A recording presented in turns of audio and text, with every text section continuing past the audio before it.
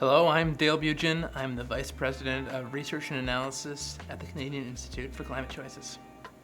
We're an independent research organization, so it's our job to give governments advice that's grounded in the best analysis and best evidence about how to get to a future that works for Canadians, that is prosperous, that is low carbon, that's resilient to a changing climate.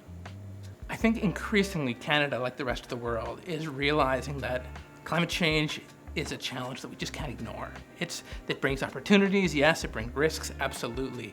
It's a thing that is increasingly at the forefront of our attention. I think Canadian governments and Canadians themselves are kind of increasingly aware of the significance of climate change and therefore of climate change policy.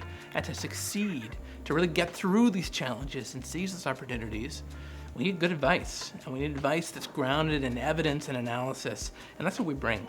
Our expertise comes largely from 3 expert panels that support all the work we do and the research we put out. And those expert panels are made up of experts and knowledge holders from across the country from a wide range of disciplines. Some bring economics expertise, some bring technology expertise, some are social scientists, some are political scientists, some are traditional knowledge holders from Indigenous perspectives. And together they bring this diverse perspective as to what climate change means for us, what the options we have to move through it, and how we can navigate those choices in a way that works for Canada and for Canadians. Think of it this way. We want to get to a future that is low carbon, that is resilient to a changing climate, but it's also prosperous. Canadians are doing well, the economy is growing. The question is, how do we get to that future? And I think what we do is sort of like shining a flashlight down the dark path. At the end of the day, governments are making their own choices.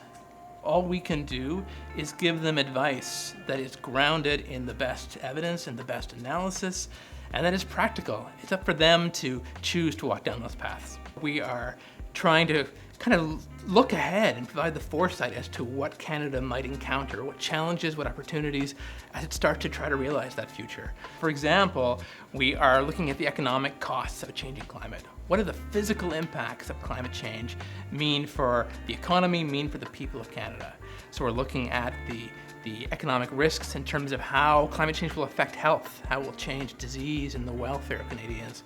We're looking at the implications of a changing climate for our infrastructure and what we'll have to rebuild differently or rebuild better and what that will cost the economy.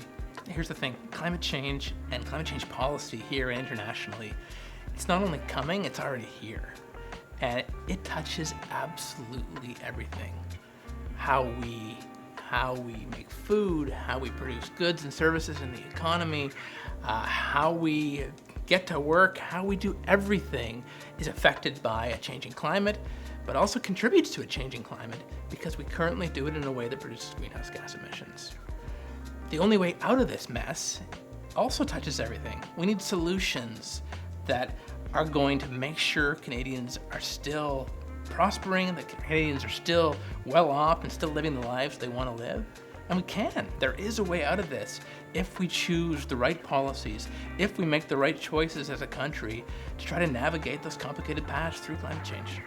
Now, I think there's an opportunity for Canada to act now in a way that is decisive and proactive and gets us to the destination we want, rather than being dragged along by a changing global economy. Let's take the action ourselves. Let's drive where we want to go and make our own choices as a country about how we're going to respond to climate change.